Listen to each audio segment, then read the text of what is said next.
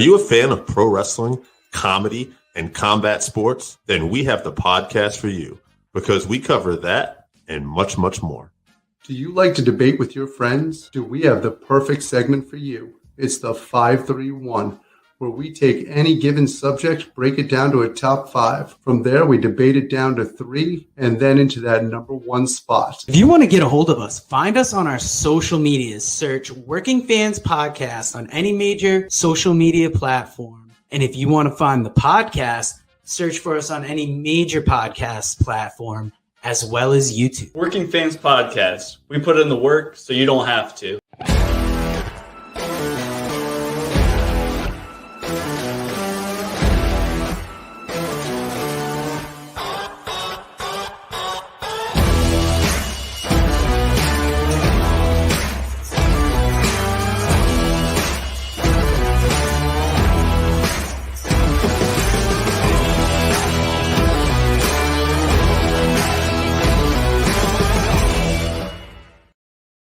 Welcome back for Working Fans Presents Horror Business Episode 4.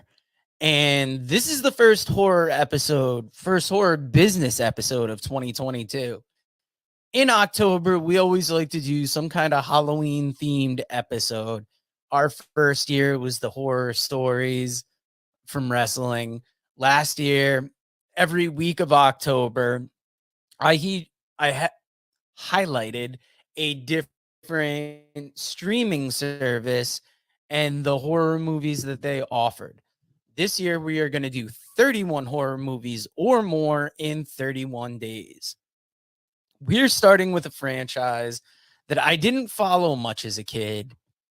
That is the Nightmare on Elm Street series, starring the iconic horror icon, Freddy Krueger. Now, this came out in 1984. The first movie ran 1 hour, 31 minutes, written and directed by Wes Craven. It had a budget of $1,800,000 estimated. Its opening weekend in the US and Canada was $1,271,000, and it opened on November 11th, 1984. In the US and Canada, it grossed $624,448. Worldwide, it grossed $25,685,134. Now, all my facts come from IMDb and a little bit of other research I did. Quick breakdown of the movie. Teenager Nancy Thompson must uncover the dark truth concealed by her parents after she and her friends become targets of the spirit of a serial killer with a bladed glove in their dreams. And in their dreams, if they die, it kills them in real life.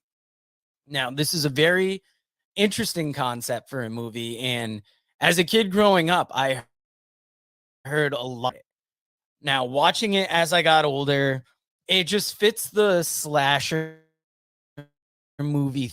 You set up a group of kids, they get killed off one by one.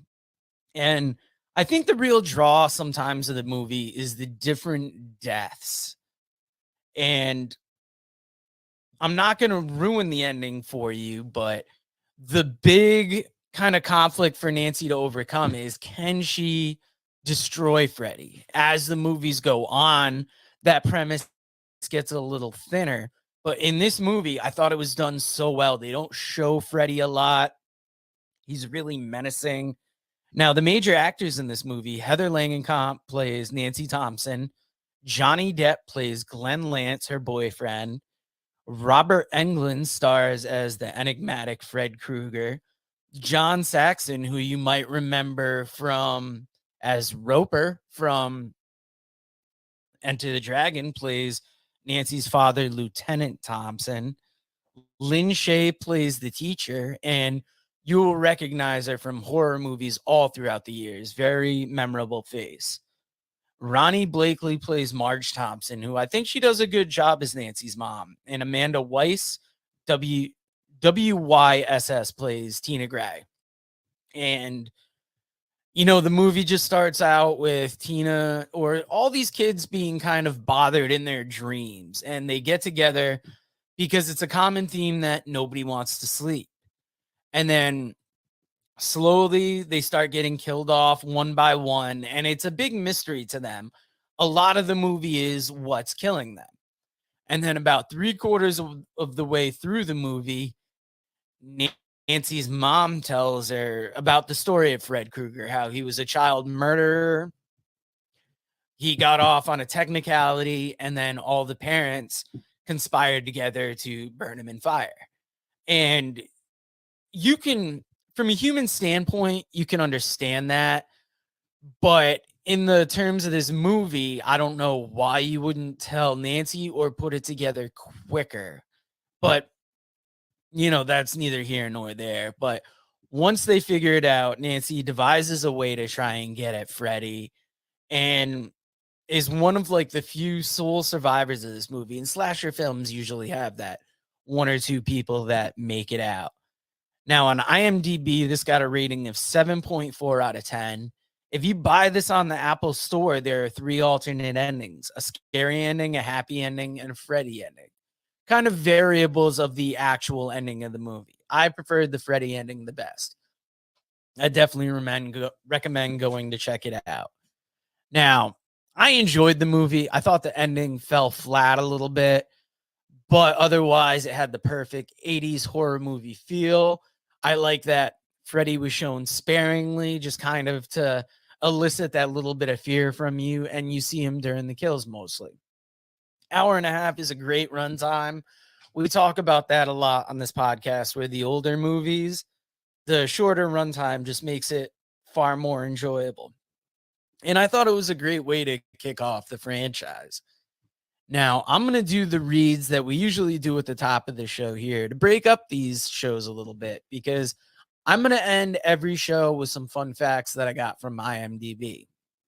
So before we get to the fun facts, as always, we are brought to you by the Pro Wrestling Vault Volume 1 and Lance by Chance, written by Vinnie Barry, available at Wrestleville.com. All the books I'm about to read after this are available on Amazon.com. And I'll highlight the authors as I go. Super Vows and Pas de Deux, written by friend of the show, Kevin Kelton. I'll Be Here All Week.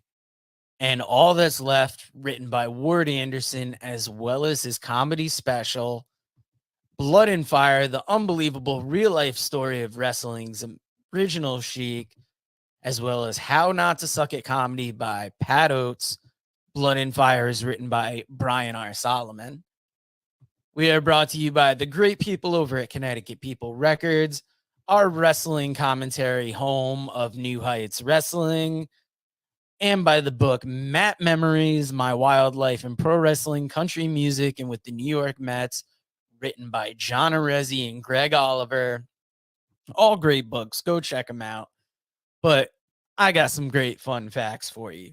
New Line Cinema was saved from bankruptcy by the success of the film and was jokingly named the house that Freddy built. This is not surprising. As we go on in this series, you're going to see that it might overstay its welcome by, I would say, 2-3 movies, but it brought in a lot of money for the company, and ultimately that's why a lot of shows or movies get made. Heather Langenkamp beat over 200 actresses for the role of Nancy Thompson, amongst them Jennifer Grey, Demi Moore, Courtney Cox, Tracy Gold, and Claudia Wells. It'd be interesting to see how the role of Nancy would have been handled by another actress, but I thought that Heather did a great job. All the boiler room footage in the film was shot in the basement of the Lincoln Heights jail in Los Angeles, which was condemned shortly after production due to high levels of asbestos. Hopefully, all the cast and crew made it out with as little health issues as possible. This was the film debut of Johnny Depp, and we're going to see that for a couple actors, that this series was their first big break. And Johnny Depp also went on to make a cameo in a later film. Now, Wes Craven first came up with the basic idea for the movie from a series of articles in the Los Angeles Times over a 3-year period about a group of Southeast Asian refugees from the Hmong tribe, HMONG, several of whom died in the throes of horrific nightmares. The group had come to the U.S. to escape the murderous reign of Pol Pot, and within a year of arriving, 3 men had died, all in similar situations. They were young, otherwise healthy men who they would have nightmares and then refuse to sleep as long as they could. When they finally fell asleep due to exhaustion, they would wake up screaming and then died. Autopsy results revealed that they had not died from heart failure, but just simply died. It was this inability to find a cause of death that intrigued Craven so much.